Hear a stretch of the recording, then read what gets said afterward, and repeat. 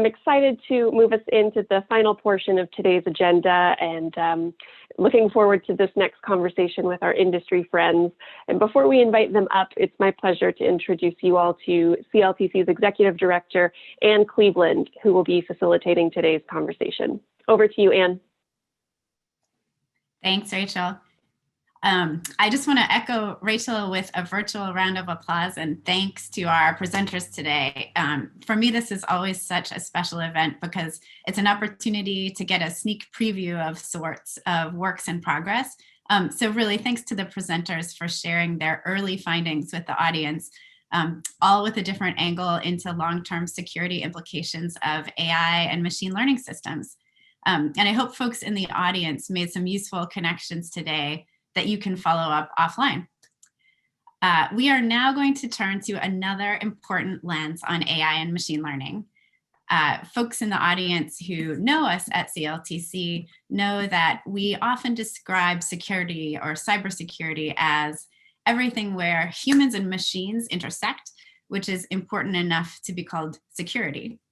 And as AI and machine learning technologies have become part of almost every aspect of modern life, the human side of that equation, so things like AI ethics, governance, human values, is, as always, where the rubber hits the road.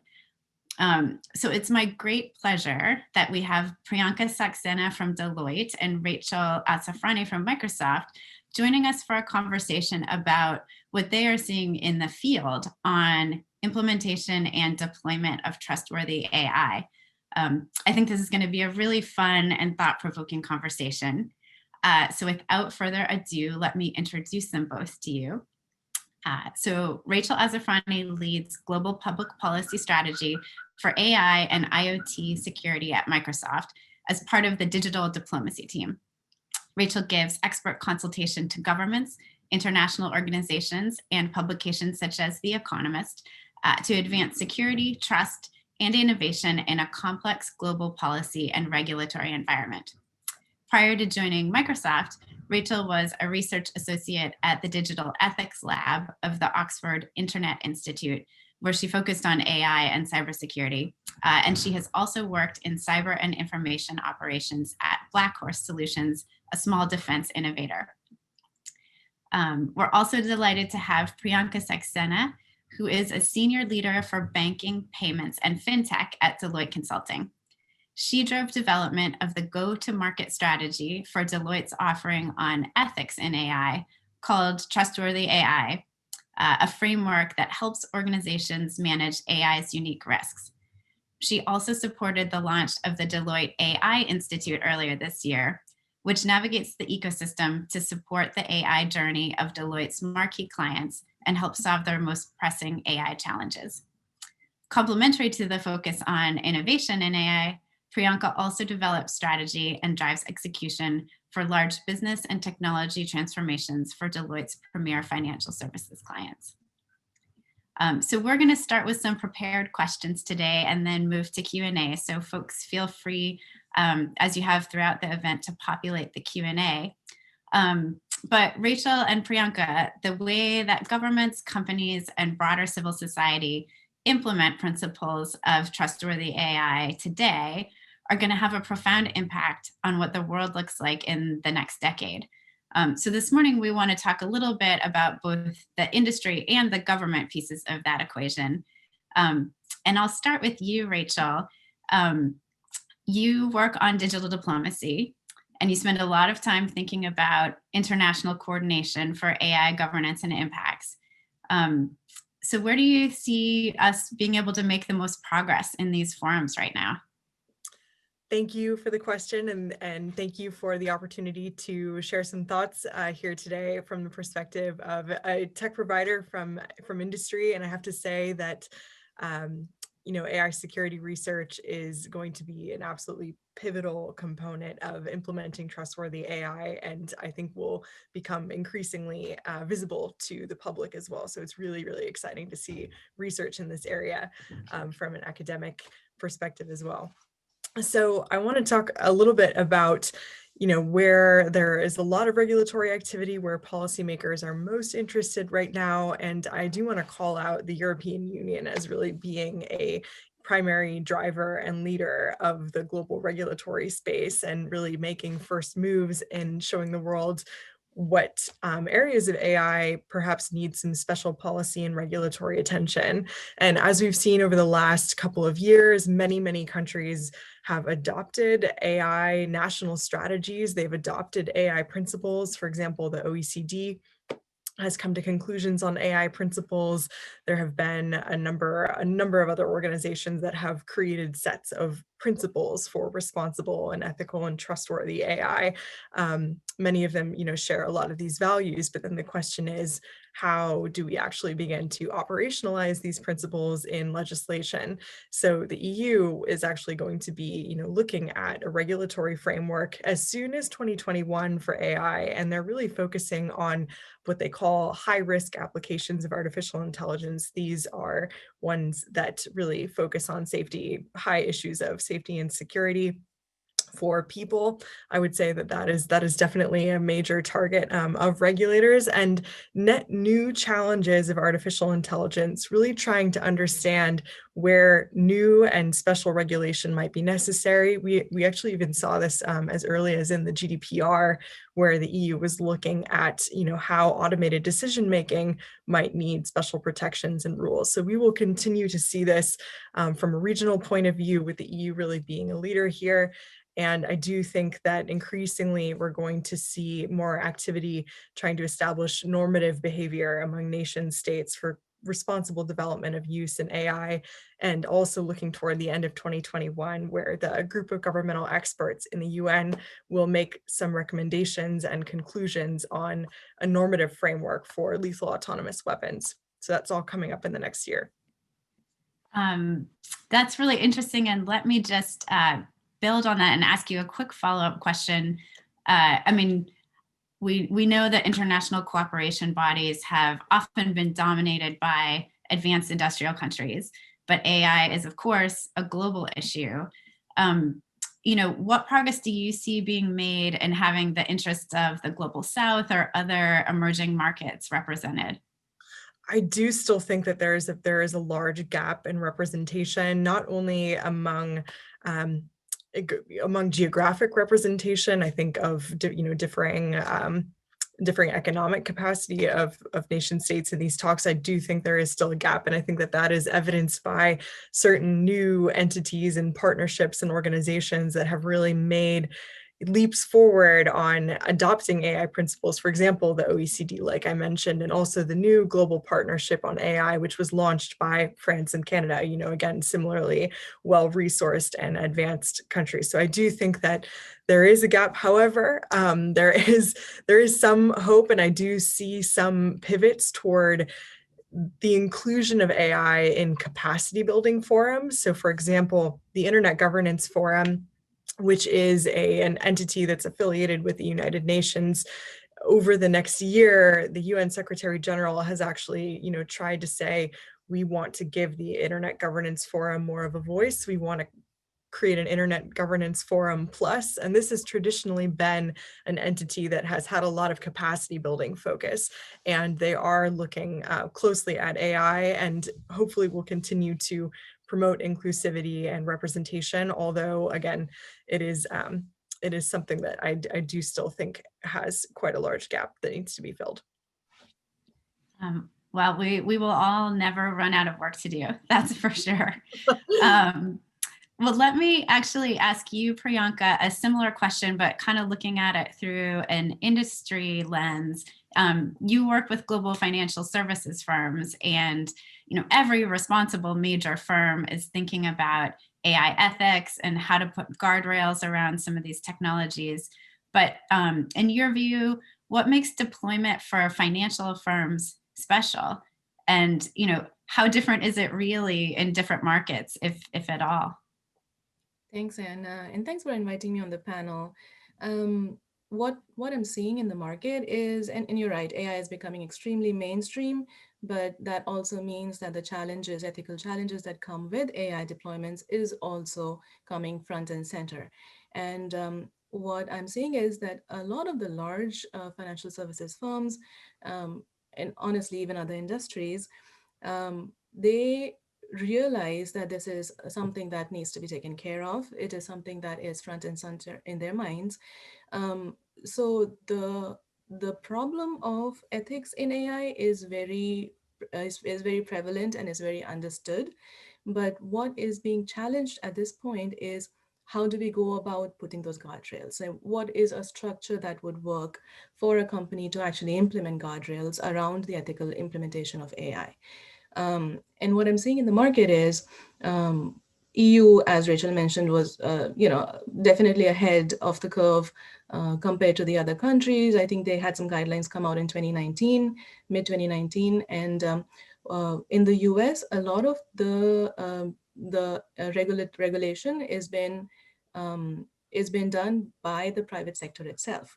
So I'm seeing a lot of the companies define their own structures, define their own regulatory frameworks for ethical implementation of AI. And again, there isn't that much in the market to draw up on. So what they're looking for is support and need for defining how do we actually implement something like this. And that's where a lot of the consulting companies like Deloitte, I mean, in the introduction, you mentioned the Trustworthy AI framework. A lot of the companies that consulting companies are really helping some of our larger clients define their own regulatory frameworks and work through that to self-regulate at this point. Really interesting. I want to follow up on that, and you can kind of pass on this question if it's not relevant. But a lot of the firms that you work with are obviously multinational. Are you seeing differences play out in different geographies or different regions? Yes, and again, the more advanced nations, if you're looking at North America, if you're looking at Australia, even they are um, taking it a little more, I would say, seriously, in the sense that there is a lot more AI advancement happening, and there's a lot more regulatory potential in the future also happening. So I'm seeing a lot of that there. In China, what we're seeing is that the government and the private sector are kind of working together to build something out, which is very unique and very interesting. So it plays out differently in different regions, and a lot of it is dependent on how that country really works. So if it's the US, it's private sector led. If it's China, it's a collaboration between the government and the private sector, which is very unique and interesting. It's some of the EU, the government takes a more of a front and center role in it. So it's playing out differently in different regions. But definitely there is advancement everywhere, and this is becoming more and more real every day. Yeah, you're picking up on a theme that was in one of CLTC's 2025 cybersecurity scenarios about kind of the different regimes across, US, China, EU, although they weren't called that in the scenarios. And it's really interesting to see it kind of starting to come true. But let me pick up on something that you said, Priyanka, about the potential of regulation forthcoming and bring us back home to the US. I think folks here know that just last week, President Trump signed an executive order on promoting the use of trustworthy AI in the federal government, which establishes guidance for the adoption of AI by federal agencies.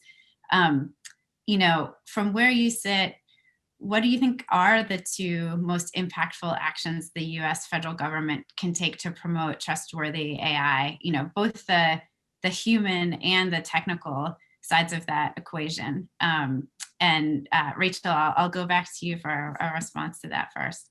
Sure. So I think the executive order is very telling. I think, and also, well, not the executive order. Oh, it was an executive order, but I mean, focus on federal agencies is very telling. I think the US kind of often takes that approach. We actually just saw that same thing happen in IoT security, where the US will kind of test regulation or test policies for among federal agencies to try and secure an emerging or uncertain technology. And then, we may see legislation come out and touch the general public. So I think this is going to be a very interesting regulatory season for AI over the next several years, and we'll see how federal agencies take this. But to talk about recommendations or a wish list for what this new administration could do on both the human and technical side to really advance trustworthy AI for the public. On the human side, I think this is something where we see it in cybersecurity, we see it in other emerging technologies, but for me, it's really going back to basics, and we need computer science education at a more fundamental level across our K through 12 education. And this is something where we will, and to inject ethics into that as well. Those two things don't need to be separate. We will need a workforce that will be educated and will be competitive to really make use of trustworthy AI on a national and global scale. And we are already facing a deficit of tech skills, and again, in a multitude of different sectors and industries and areas, including, cybersecurity is a very fundamental one. And we'll just continue to see those issues replicated if we do not address from a very, fundamental level, the skills and human resources. So on a technical side, to promote trustworthy AI, I really think that this is a moment for international leadership, perhaps driven by the US, perhaps driven by like-minded partners, but really the international community needs to come together on a strategic plan to understand how we can make sure that technology is developed with a mutually acceptable, socially acceptable, and viable and legal values-based system. So really, to that effect, I don't think that we can forget about international standards organizations. The US can't just leave those, because that is where a lot of the fundamental important work translating trustworthy AI values is going to meet the technical rubber hits the road in actually implementing and operationalizing those. So we have skills, and then we can't forget about US participation in fundamental building blocks that will help to implement these principles through standards organizations. Yeah, it really is the devil in the details piece of it. Great. Well, turning to you, Priyanka, what would you add to that? What are, two things that the feds could do to promote trustworthy AI, and what's your wish list for the next administration? That's a really interesting question. Just adding to what Rachel's already shared, I think as the administration starts looking at building regulation, there are a couple of items I'd like to highlight. One is you have to look at it from a comprehensive perspective. That is, ethics in AI, trustworthiness, building trustworthiness in AI is not just about fairness, that is lack of bias, or transparency, that is you get to see what's going on, but it's also about other components like reliability. Your AI, the way it's functioning when you're testing it in-house, should also continue functioning that way when it starts dealing with the real world and not go rogue. And then there should be responsibility as well. That's a big one, because what if you have an AI failure? Who do you go to in that company if you have a automated car crashing, right? So there are other components of building trustworthiness in AI that definitely need to be factored in, not just the more obvious ones. That would be the first thing that I would say. So a comprehensive look at what needs to be looked at. And then the second one is AI going mainstream is happening as we speak. Regulation is getting built, looking at what the AI would be like in the future as well, because it's not just regulating what it is right now, but all of the other typical use cases and new use cases that it might be applied to in the future.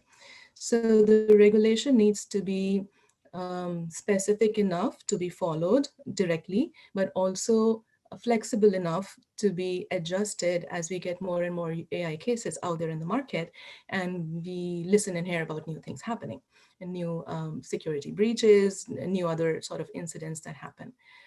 So from that perspective, I think it would really help if the regulation is built in a very inclusive manner, taking into account the voices of different stakeholders in this entire ecosystem, not just the people building the AI, but the researchers, the consultants, the consumers, the end consumers, all of them, and also keeping this feedback loop open over the next couple of years as the regulation shapes up, because um, only if we're able to provide feedback and the regulation is still absorbing that feedback and adjusting what is eventually shaping up, will it be something that is practical for companies to use and fast enough and not hinder the innovation. Because anytime you talk about regulation, there's always this fear of, okay, you're adding more guardrails, you're adding more constraints.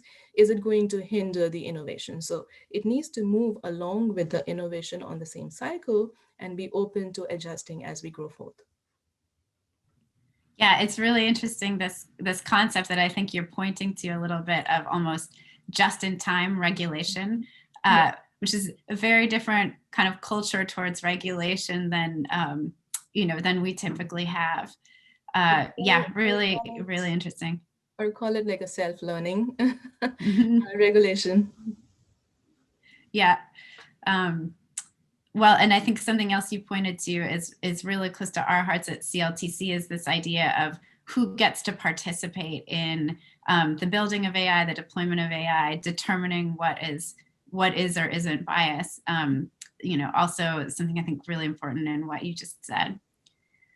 Well, I have a completely selfish question to ask both of you next. CLTC really, one of the great things about these events is the opportunity to connect the academic community with practitioners in the field and kind of be a two-way translation bridge on what both sides are seeing. And so we always ask our guests, as practitioners in the field, what do you wish that academic research should look at next that maybe industry or government isn't able to look at, or academics are kind of in a better position to look at, that would help make progress on these issues?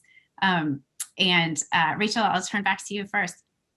This is such a cool question, really. I think it's exciting that we can have this kind of exchange between government and academia and industry and really get some interesting solutions to these problems. And I really want to call out AI security. And I heard it, I heard ethical issues of AI kind of framed this way. And I think AI security, again, it's becoming more mainstream, but it's still kind of more of a less spoken about topic than some other, issues in AI. And so many ethical issues of AI are unmitigated impacts of security vulnerabilities, of an entirely new class of security vulnerabilities. And so really, I think the focus on adversarial machine learning, I think development of interesting technical solutions in this area, and I can give an example where I think an organization like CLTC and the academic community would be really poised to take a look at this. These are really going to translate into helping be part of a broader solution to many other higher order ethical impacts and problems of artificial intelligence. So I think that security is incredibly foundational as a focus for the near term. And, for example, I really think that something that we're concerned about from, a technology and AI provider perspective is we can create AI all we want. We saw some, interesting release of new tools, GPT-3, what have you, that can be misused, technology that has incredible capabilities, but may be wielded by the public due to its wide availability and, again, proliferation of amazing resources and research. So how do we tackle this sort of adversarial misuse or malign use of AI issue through interesting technical solutions? Can we have some kind of digital rights management for artificial intelligence to try and tackle some of those issues and make sure that, as Priyanka was saying, that these technologies are used for good, and we can continue to promote innovation without sort of, or, kind of trying to rein in potentially really damaging and negative consequences, and making sure that we can enforce that through interesting technical solutions. So that's something that I would really want to pose to the research community to continue to explore and look at. Thanks for that. David Wagner, if you're still on, your lab has its work cut out for it. Thanks for that, Rachel. And Priyanka, turning to you, yeah, what do you see that the academic community can help with that is on your mind? I think I'll turn it a little broader. I think the forums like where we are sitting right now, it's crucial to maintain the integration of research along with the real world, where the rubber hits the road, like you were saying, Anne, earlier. What I would say is that researchers are such an important part of the overall AI ecosystem, because that is the next, when we're talking about what's happening right now, research is talking about what's going to happen next. And we're building the future as we do our research. So it's very important to stay tightly connected and tightly knit together, because a lot of the business use cases, the industry can look at and say that, the next application of AI might be this. But how do you really make it happen is up to the research community to go and figure out, and also work closely with the industry to stay in lockstep. And that's the only way we can accelerate our innovation in AI, not just on the security side, but even in the applications of AI. So it would be very, very crucial for the research community to stay tightly knit with the industry, with consultants, with people who are building the AI network, so that we can all work, move faster and together. Yeah, here to that. I think both to the, the idea of trying to look just a little bit over the horizon, as we say sometimes, and kind of focus on the future, as well as that idea of, close public-private collaboration on these issues. Well, I know that our Rachel Wesson is going to start tapping me to get off the stage in just a minute, but I want to give a chance, well, first of all, just to thank you both so much for a really thought-provoking conversation and for bringing your perspective to our community. But yeah, anything that you would want to add as a last comment for the audience to take away before we wrap up? Priyanka, I'll start with you. I'll just reiterate the same thing I just said. Exchanges like these are crucial for the next level of what we are going to do in AI. And I think we need to keep the channels of communication open and work well together. Thanks for that. Rachel? I would definitely echo that sentiment that public-private partnerships are going to be really critical, and can definitely take a page from cybersecurity and port that over to AI. That will be really, really foundational. And again, also, even really well-resourced organizations like Microsoft are still trying to figure out, how do we actually develop AI securely? And I think that there are so many questions that need to be answered, and will have to be by the research community. Well, thank you both so much. And thank you again to our presenters and our audience and everybody that was here today. I'm going to turn it back over to Rachel Wesson just to close us out. But in the meantime, everybody out there, stay safe and well, and keep doing the important work that everybody here is doing. Thanks so much.